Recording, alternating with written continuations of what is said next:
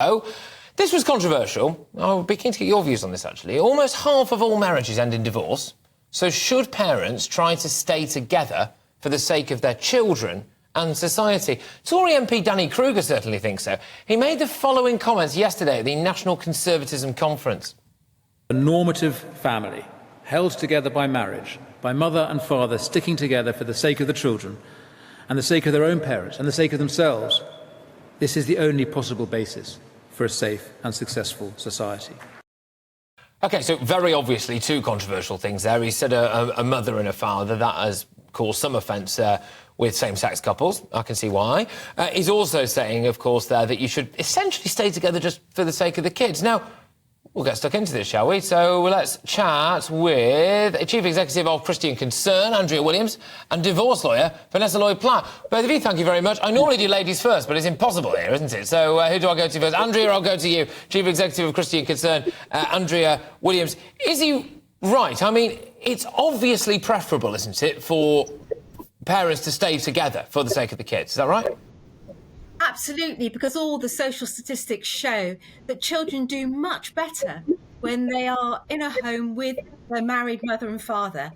And so we want to see children flourishing in society. And I think it's one of the sad statistics in our culture right now that so many children are in single-parent households, in lone parent households.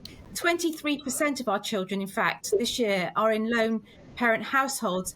And that's a staggering 10% higher than all our European counterparts, where it's 13%. So there must be something happening in our nation at this time, which is discouraging people somehow to actually work to fight for their marriage and for their family.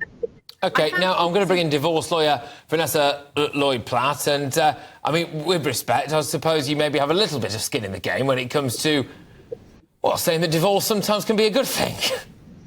Well, we don't ever say divorce is a great thing, but this naive statement is going to cause such dismissal and distress to so many people that have gone through divorces or going through them now.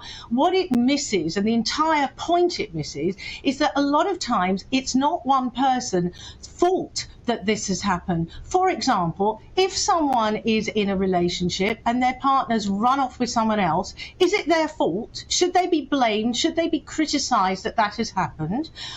If, for example, the partner's died and they're a one-parent family, should they be criticised for that, for not being a two-parent family? Or if they've been subjected to years of domestic abuse and finally kept courage to leave that scenario, should they be criticised and made to feel like they're inferior to a two-parent family? It is naive and destructive, and it is about time that narrative is dismissed. I get that. I'm going to put those points very, very quickly anyway to Andrea. But before I do, Vanessa, I'd just like to ask you, what about this push now for no-fault divorces? Because that, to me, just appears to be lazy from the parents. Don't get married and have kids if you just think maybe on a whim without any need for my baby, I've gone off you a little bit, so we're just going to split up. And that, for me, is maybe where I would draw the line. No-fault divorces. It just seems lazy. Well, it's not.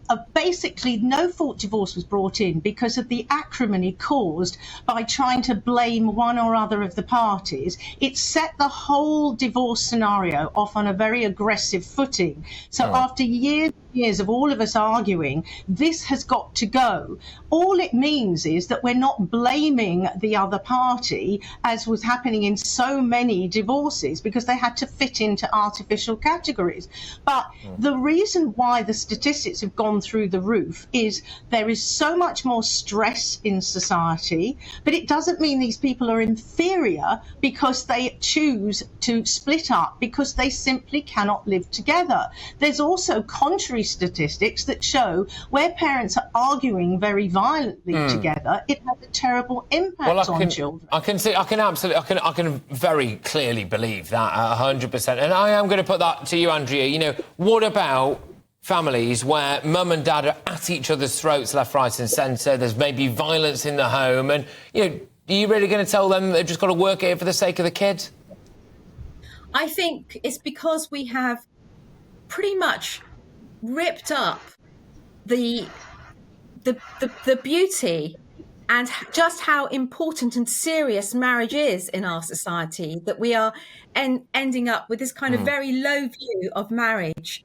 You know, the truth is this, that once upon a time we would be told before entering into marriage that it's a serious lifetime union of one man and one woman, not to be entered into lightly or unadvisedly. But then when in it, that we needed to actually really work hard at it and to submit to one another, to love one another, to really work to stay together for the sake of the children, who do better when their mother and father are really working to love one another and to love them well. And we know You don't think people are doing that? You don't think there are millions of people across the country trying to do that? But where it's impossible... Both of you, before you two need to have a divorce, okay? But with respect, Vanessa, when you look at some of these figures, I mean, it is shockingly. I mean, clearly, there are people who are, you know, going on a few dates or being with someone for a year, who get down on one knee because it's a nice thing to do, maybe bring a kid into the mix and then think, goodness gracious me, I've not thought this through. And that must have a damaging impact on children. But, look, I'm going to have to draw a line under it there. I can absolutely see both sides of this, which is why it's such a good talking point. Thank you very, very much.